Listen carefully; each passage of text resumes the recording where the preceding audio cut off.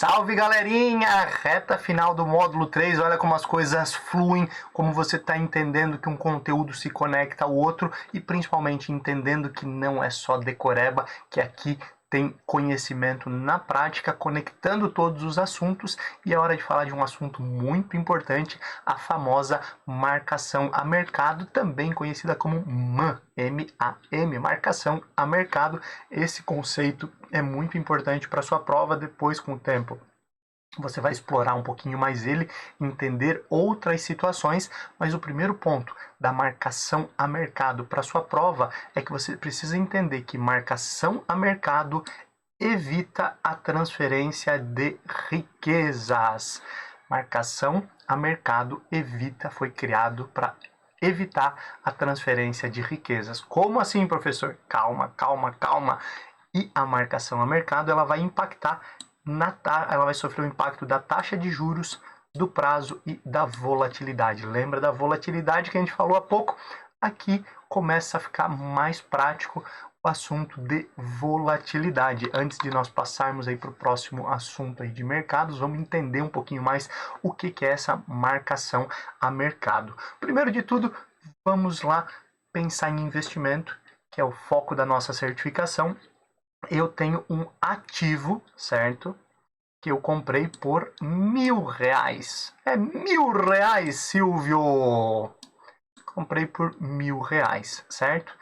Qual que é esse ativo? Pode ser um papel, um título de renda fixa, renda variável, uma ação ou várias ações, ou é simplesmente um dinheiro que eu deixei depositado com um contrato de que eu vou receber tanto de juro no período, certo? Esse meu ativo ele é muito parecido com um ativo imóvel, um terreno, por exemplo, tá? E quanto vale esse ativo?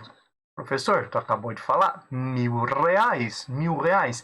Mas lembra que a gente falou da volatilidade?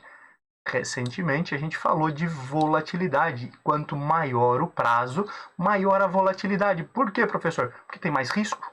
Não necessariamente seja maior, mas o risco é maior, pois muita coisa pode acontecer num prazo mais longo.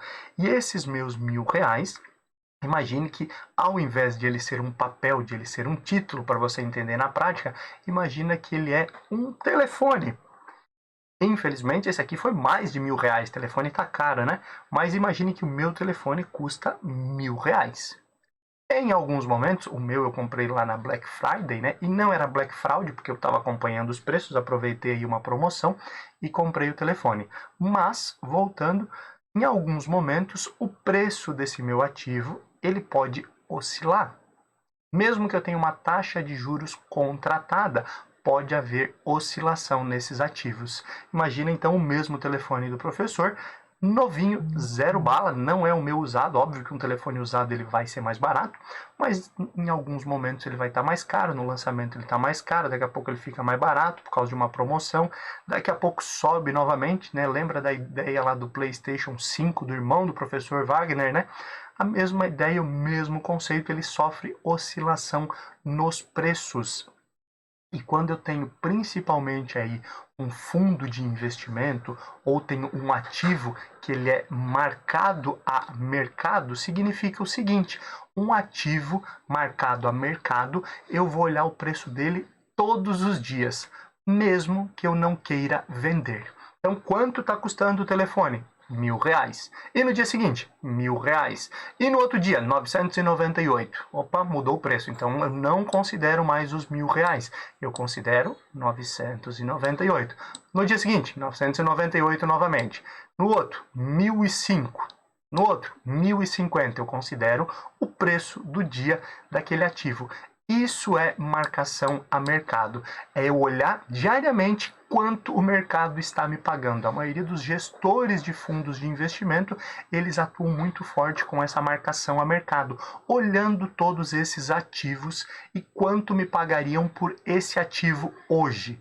No dia seguinte, quanto você me pagaria por esse ativo hoje? E o preço é calculado dessa forma.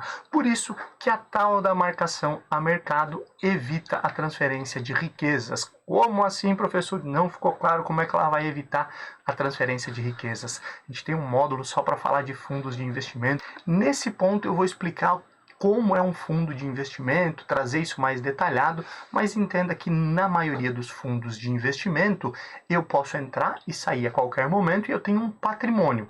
Um patrimônio de R$ 1.000, de R$ 1 milhão. Normalmente ali estamos falando de volumes altos, mas vamos pegar aqui a mesma ideia dos R$ 1.000, certo? Hoje eu olhei todos os ativos que eu tenho dentro do meu fundo de investimento e eles valem R$ 1.000. No dia seguinte, eu olhei, eles valem R$ 998.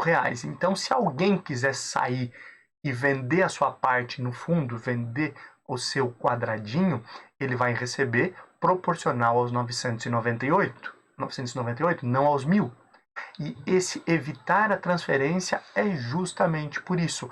Caso algum cotista de um fundo de investimento, por exemplo, não seguindo a marcação a mercado, ele saia um dia antes de desvalorizar, ou ele saiu quando chegou em 1.010, em 1.050, como nós falamos aqui, ele vai ter aquela rentabilidade, ele sai com aquela rentabilidade.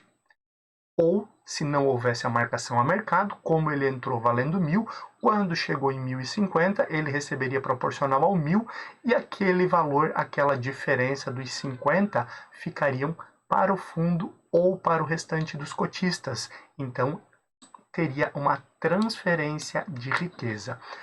Tudo isso vai ficar mais claro lá no módulo 5, módulo de fundos de investimento.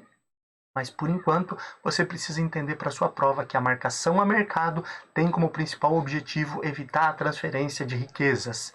Evitar a transferência de riquezas, marcação a mercado. E entenda que ela vai sofrer o impacto aí da taxa de juros, dos prazos e da volatilidade. O principal ponto para CPA 10 é você entender que marcação a mercado evita a transferência de riqueza. A gente explica um pouco mais o que é marcação a mercado lá nos fundos de investimento e tudo isso vai ficar mais claro para você. Temos mais uma aulinha aí para falar de finanças e fechamos então o módulo 3. As coisas já estão andando. Imagino que você já está pensando na sua prova, já está fazendo alguns simulados e com certeza em breve vai ser mais um profissional certificado CPA 10 Ambima. Até na próxima aula e tchau, tchau!